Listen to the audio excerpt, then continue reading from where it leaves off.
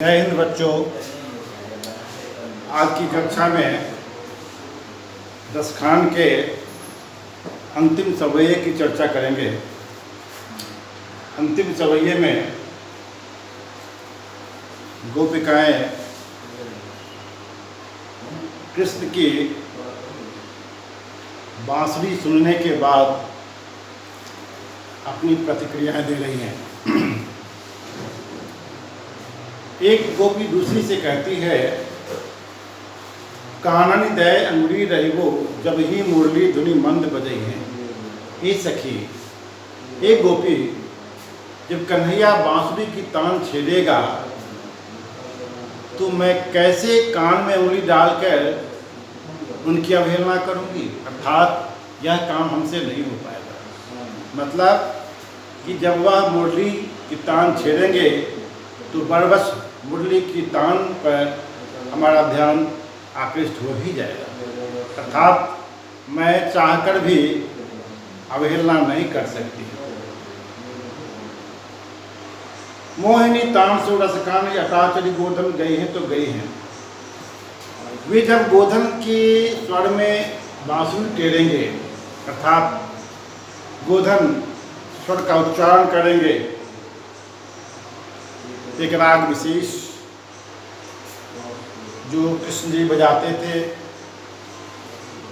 तो गोपिकाएं बड़वश आकृष्ट हो जाते थे।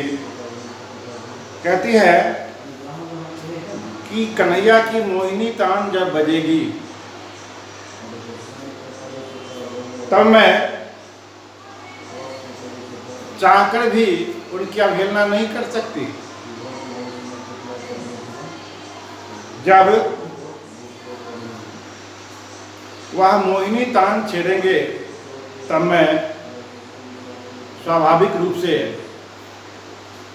उनकी ओर आकृष्ट हो ही जाऊंगी।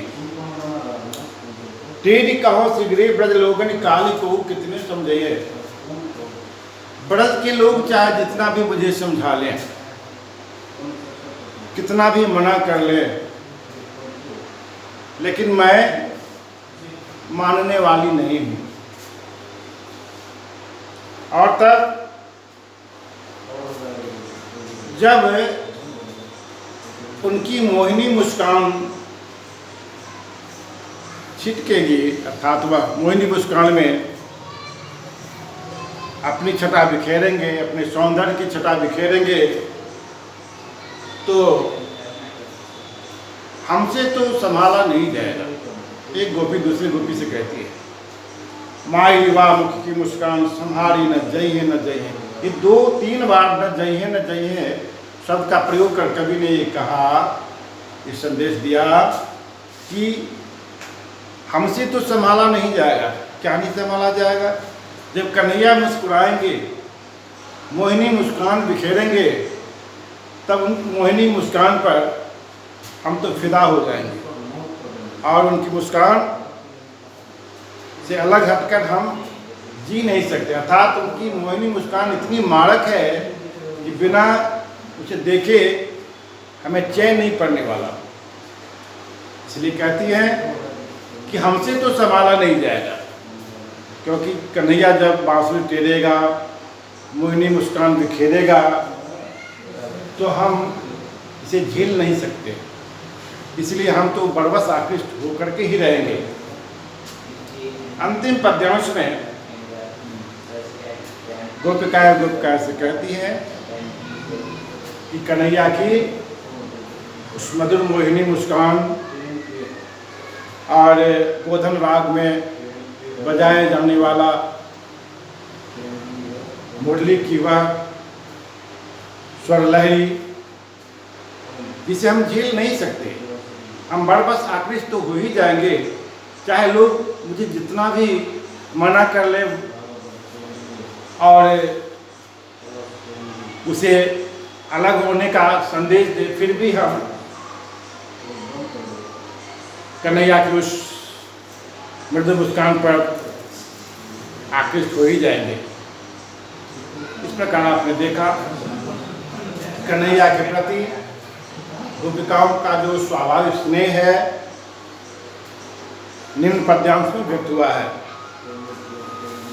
अब थोड़ा हम इसके प्रश्नोत्तर पर ध्यान देंगे। इसके प्रश्नोत्तर, प्रश्न और अभ्यास, जिससे प्राय प्रश्न आया करते हैं। प्रश्न 1, प्रश्न अभ्यास का पहला प्रश्न, ब्रजभूमि के प्रति कवि का प्रेम किन किन रूपों में अभिव्यक्त हुआ है? जैसा कि मैंने पहले समय में बतलाया था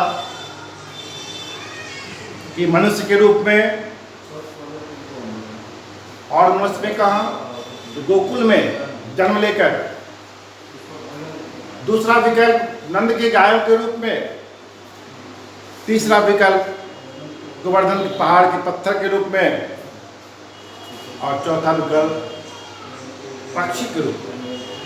तो इन रूपों में उनकी भावना व्यक्त हुई है। क्या सुना आपने? क्या देखा? ब्रज के प्रति कवि का प्रेम किन किन रूपों में? इन 4 रूपों में व्यक्त हुआ है। दूसरा प्रश्न है, कवि का ब्रज के वन, बाग और तालाब को निहारने के पीछे क्या कारण? क्यों देखना चाहता है वन, बाग, तालाब? तालाब कहते हैं तालाब को, क्योंकि कृष्ण जी का संपर्क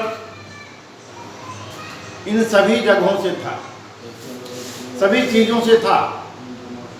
और चूंकि कवि कृष्ण भक्त है, इसलिए कृष्ण की वे सारी चीजें, वे सारी लीला स्थलें कवि को बहुत प्रिय है।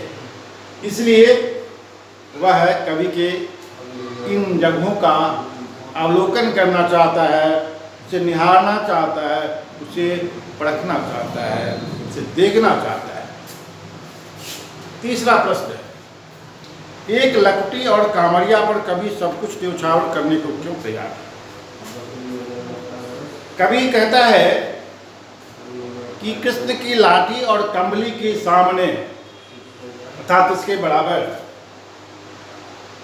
कवि को 8 सिद्धियां और 9 निधियां अच्छी नहीं लगती। मतलब कि कवि 8 सिद्धियां और 9 निधियां नहीं पढ़ना चाहता है कंबली और लाठी के बदले। एक तरफ लाठी और कंबली और दूसरी तरफ 8 सिद्धियां और 9 निधियां। कभी 8 सिद्धियां और 9 निधियों की अवहेलना करता है, उसे छूना तक नहीं चाहता, उसे पाना तक नहीं चाहता। लेकिन इसके बदले में क्या चाहता है? श्री कृष्ण के लाठी और कंबली को छूने का जो सुखद एहसास है वह अगर उसे प्राप्त हो जाए तो उसके सामने 8 सिद्धियां 9 निधियां व्यर्थ है। क्वेश्चन नंबर 4, सखी ने गोपी से कृष्ण का कैसा रूप धारण करने का आग्रह किया? जैसा कि मैंने पिछली कक्षा में आपको व्याख्यान के तौर पर बताया था कि कन्हैया के अभाव में गोपिकाएं राधा से कहती है कि तू कन्हैया बन जा। और कन्हैया की जो भूमिकाएं थी, उनका जो स्वरूप था, वैसा कुछ बनकर तो भी हमें दिखा ताकि कन्हैया के अभाव की पूर्ति हो सके। तो सखी ने गोपी का कैसा रूप धारण करने का आग्रह किया? तो गोपी अर्थात यहाँ राधा से स्पष्ट है। राधा से कहा कि तू कन्हैया बन जाए। कैसा रूप बना ले? तो मोर का पंख धारण कर ले, गुंज की माला पहन ले, लाठी लेकर गाय चराने का स्वांग कर ले और फिर मुरली धारण कर ले। जिस पर गोपी राधा की टिप्पणी थी कि मैं सब तो कर लूंगी, लेकिन कृष्ण की मुरली को मैं अधरों पर नहीं लगाऊंगी। क्यों? उसका क्या कारण था? उसका कारण यह था कि मुरली श्री कृष्ण के अधरों पर हमेशा विराजमान रहती है। राधा जिस अधर पर अपना अधिकार मानती है, उस अधिकार को मुरली ने अतिक्रमण कर लिया है। इसलिए प्रतिद्वंदी होने के कारण राधा मुरली को सौत समझती है। और आप जैसा जानते हैं कि सौत की प्रताड़ना जग जाहिर है, जिसे सौतिया डाह कहते हैं। कोई स्त्री, कोई महिला अपने सौत से दोस्ती नहीं करना चाहती है, उसके प्रति उसका बैर भाव होता है, और यही ईर्ष्या भाव राधा को है मुरली से। इसलिए कहती है गोपी से कि सब कुछ धारण कर लूंगी, लेकिन या मुरली मुरलीधर की अधरा न धरो अधरा न धरो, मुरलीधर की मुरली मैं अपने अधरों पर धारण नहीं करूंगी, ये मेरा निश्चय है। फिर आगे क्वेश्चन है, आपके विचार से कभी पशु पक्षी और पहाड़ के रूप में कृष्ण का सानिध्य क्यों प्राप्त करना चाहता है? क्योंकि कृष्ण का सानिध्य पशु अर्थात गाय से था, पक्षी से था जमुना किनारे, और गोवर्धन के नाम पर पहाड़ से था। इसलिए कभी इन चीज़ों से सामीप्य लाभ चाहता है, क्योंकि श्री कृष्ण का लगाव इन चीज़ों से था, और श्री कृष्ण की भक्ति के कारण कवि को ये सारी चीज़ें अच्छे लगती है। छठा क्वेश्चन, चौथे सभे के अनुसार गोपियाँ अपने आप को क्यों विवश पाती हैं? क्योंकि कृष्ण की असली भक्तिन है, ये कृष्ण की ऐसी भक्तिन है कि कृष्ण से अलग होने की वह कल्पना भी नहीं कर सकती है।